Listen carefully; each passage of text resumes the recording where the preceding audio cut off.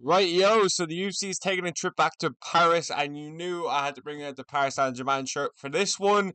Imavov versus Baraujo. I am fucking over the moon and ecstatic about this fight, and I am actually I am really fucking excited about this fight, and I cannot wait for this fight, to be honest with you. This is one of the best fight nights, just main events that I have been excited for the last while. For a fight night, it's class. We have an unbelievable co-main event, so listen, we're going to start with the main event. I struggle to see a more 50-50 number one contenders fight in a long time. But I am going to be leaning towards Nasty Nimavov, okay? If you look up Araujo's kind of resume, he hasn't necessarily fought the who's who of the division. He hasn't got that, like, knockout win against Adesanya. He hasn't picked up the win against, the Brendan Allen in a tough fight, and he's able to get the last 2 rounds back. So I just think Imavov's experience is going to be a big factor in this fight. Nasty Imavov is literally knocked out Israel Adesanya in his last fight. It's pretty crazy that he's not fighting for the belt, but it's going to be an interesting one to see with the Hernandez fight and Reindeer. I call him Reindeer, but I know his name is Ritter. It's going to be an interesting fight. Like, Brower's beaten like Paul Craig, Abis Magomedov, Jared Cannonier, but apart from that, nothing really concrete. And he's not this massive finisher. Yeah, he finished Paul Craig, but he's got some decent submission wins on his record, to be fair. But since coming in the UFC, he's very much a grappler who kind of holds people down and does well with the grappling. But he's good on the feet as well. But Imavov is just kind of that guy. Kind of that guy that slept on the division. Kind of that guy that's been, knocking on that door the last few years. He beat the Buckleys, he beat the fucking Adesanyas, he beat the Brendan Allens, he beat the Cannonier, even though it was an absolutely one of the most earliest stoppages in UFC history. I know that they both have the Cannonier on their record. Imavov is good at slowing fights down. But I actually rewatched that fight the other day. Imavov's best rounds were later on, and I've always been like kind of skeptical on Imavov's cardio. I never really rated his cardio highly. I kind of was like, when I saw him gas out against Brendan Allen when he spent, a round and half guard, that's when I was like, that's a really bad look. That's a really bad. I think he would actually beat Sean Strickland in a rematch, if I'm being completely honest with you. I think Imavov's pressure is getting a lot better. His gas tank has improved over this kind of time. Strickland, even, like I said, the fourth and fifth round were Imavov's kind of best rounds. But this fight, as much as it excites me, it doesn't excite me as much as Anthony Hernandez versus Rainer de Ritter as regards someone that's going to beat Hamzat Shemaev. Because I feel like that's what we're going to need to be looking at here moving forward on these kind of fights. Are these contenders really going to last a round? Are these contenders even going to take a round? Because from what I've seen from both of these guys, Brown kind of more dangerous on the ground. What we need to see from contenders to beat Hamzat Shemaev. That's kind of why people like see Anthony Hernandez and Rainer de Ritter kind of see it, because Fluffy's got great jiu-jitsu, de Ritter's good on the ground. But as regards these two, I feel like this main event is really the number 2 contender. The number 1 contender after Rainer de Ritter versus Anthony Hernandez. Like, I don't see either of these blokes really getting a title shot in the next. That's kind of where we're at. I'm not sure these blokes even get a title shot in the next year. Now, I could be proven wrong. But I know how the UFC do business. It's an entertainment game. These boys just are not entertaining. They're not fun. Fans don't care. Me as a fan, I just don't care about these kind of guys. Like, they're fucking. I'm excited. Like, hold on, I take that back. I'm really excited about this fight. But they're not going to sell it. They're not going to make me believe that they have a chance against Hamzat Shemaev. They're not going to go in there and show me something I haven't seen before. Nasty Imavov's got good striking. Cal Baraujo's got good grappling. He's got decent level striking. I feel like Imavov is going to use the cage a lot in this fight. I feel like he's going to push Baraujo up against the cage. You got to remember, bro, that French crowd is fucking loud. That French crowd is loud. Now, I originally had picked Baraujo to win this fight, but I kind of looked at, Nasty Imavov's kind of wins, and I really was like, oh fuck, like he just knocked out Izzy. That's when I was like, right, I'm going to go with Imavov on this one, because I feel like he's a bit more well-rounded, too sharp on the feet. Interesting to see the gas tank over 5 rounds. I'm really interested to see this out of Imavov. I want to see him have bulletproof takedown defense. But the fighting nerds are on fire. Brauho can 1,000,000% win this fight. I feel like Imavov as an underdog is extremely good money. Extremely good money. I don't know why he is an underdog. Like, he just knocked out Adesanya. Unless you're fighting the champion, like, no way should Imavov be an underdog in any fight, especially Baraujo. I feel like Imavov could be a 2-1 favorite. Or like a, 8-15 favorite. Something like that. 8-15 kind of makes a bit more sense. But still, I feel like Baraujo can win this fight. If he's able to get Imavov down early and sap the gas tank, you will see him win this fight. The first round's going to tell me a lot. If I see Baraujo really working him up against that cage, and I see Baraujo really putting pressure on him, getting him down, getting him tired, making it a dogfight, making, Imavov sloppy when he gets up on the feet. But Brendan Allen had a hard time getting him down, in the second and third. He got kind of like a good takedown in the first, but apart from that, that's it. So I'm gonna go with Nasty and Imavov in that one. I'm really looking forward to that fight. By the way, it's a banger. It's a banger. But whole main event. Hold on 1 second. Let me just move that. Let me just let me shrink this as well for all my fans out there. There we go. So, well. Look who it is. My old nemesis. The man I exposed many years ago. Benoit Saint Denis, and he's going to be taking on Mauricio Rufy in this fight. And this is going to be a fucking brutal KO from Mauricio Rufy, and this is a fucking banger co-main event. I listen. I'm going to say it every single time BSD fights. Benoit Saint Denis. I made a video saying Dustin Poirier is going to knock out Benoit Saint Denis. When every single big MMA YouTuber was like, no, you don't understand. This guy's the truth. He just knocked out fucking. Who the fuck did he just knocked out Matt Favola? You guys don't understand, man. And Thiago Moises, dude, he's got the real deal. And I was having none of it.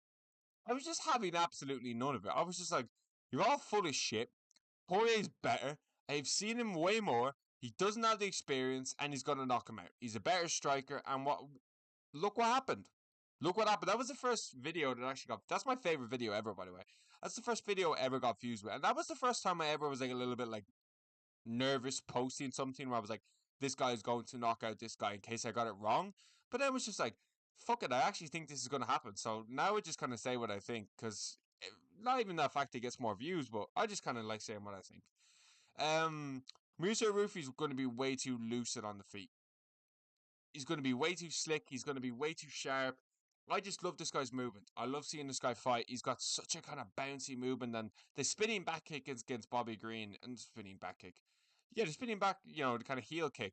One of the greatest knockouts ever. Benoit Saint Denis just wasn't the same after the Poirier fight.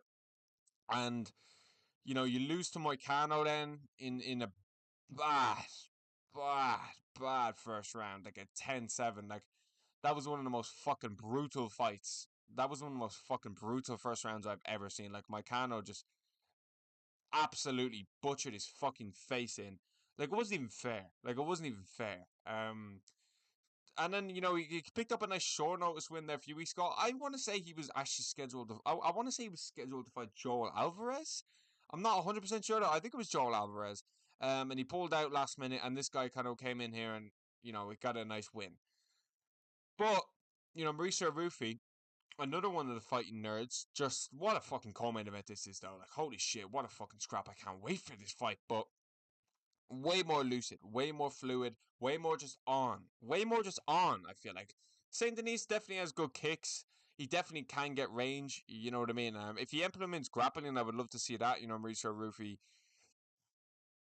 I don't really have any reason to say Mauricio Rufy's terrible on the ground at all. But I would love to see Benoit Saint Denis just mix it up and really give himself every opportunity to win the fight. Because I don't think standing there with Mauricio Rufy is going to be a path to victory in this one. I just don't think it. I just after what I saw him do in the last couple of fights, I just don't think you going in there and trying to out, you know, swaz him or out, highlight reel him. It's just going to work.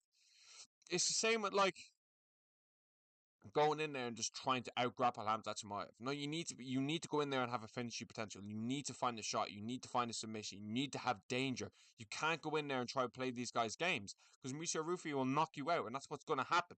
That's what's going to happen. I'm going to be predicting.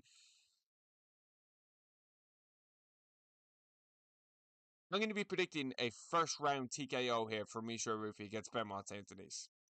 I just feel like he'll get this one done. I think he's good. Yeah. Next up, oh man, and then the card kind of just dips from here. It kind of does. So, Paul Craig versus Modas Bukacigas. Paul Craig, Paul Craig's just probably gonna lose because I never have bet on Paul Craig. I remember Paul Craig went on a good run like 3 years ago, but apart from that, he just did fuck all. Like he just did fuck all, and Mason Jones behind him there is actually pretty good because when he got cut from the UFC, I watched Mason Jones and like Cage Warriors and like kind of his fights before that, and he looked good. He fucking looked good. Um, but listen, I'm done betting on Paul Craig. I'm never going to bet on Paul Craig again. I just think at this stage of his career, I don't even know much about the Montasius fella, but Paul Craig's never a safe bet, ever a safe bet. So I'm going to be betting against Paul Craig. I feel like he'll get finished in the first round, but yeah, an actual fight I'm actually interested in, looking forward to: Mason Jones versus Bolaji Oki. Like I said, we got Reese McKee as well. So like I said with Mason Jones, I followed his career in Cage Warriors. Now he is a slight favorite in this fight, so I wouldn't say he's rich on money, but I like Mason Jones. I like Mason Jones. When he first left the UFC, I felt like the UFC didn't necessarily drop the ball, but I felt like this guy was a real prospect. Now I feel like I believe he asked to be cut from the sport. I believe he asked to be cut because he was just kind of saying like this just isn't clicking for me. I need a bit of time, and he went on like a mad spree in Cage Warriors. He fought in the Ireland card actually, not far, well, quite far away from where I'm from to be honest, but he fought. He's not far off. Fought not far off from Dublin. He fought in Dublin actually, so never mind. He fought in like the ODS or some shit. On the Paul Hughes card, that was a good card, and I feel like Mason Jones probably will get this one done.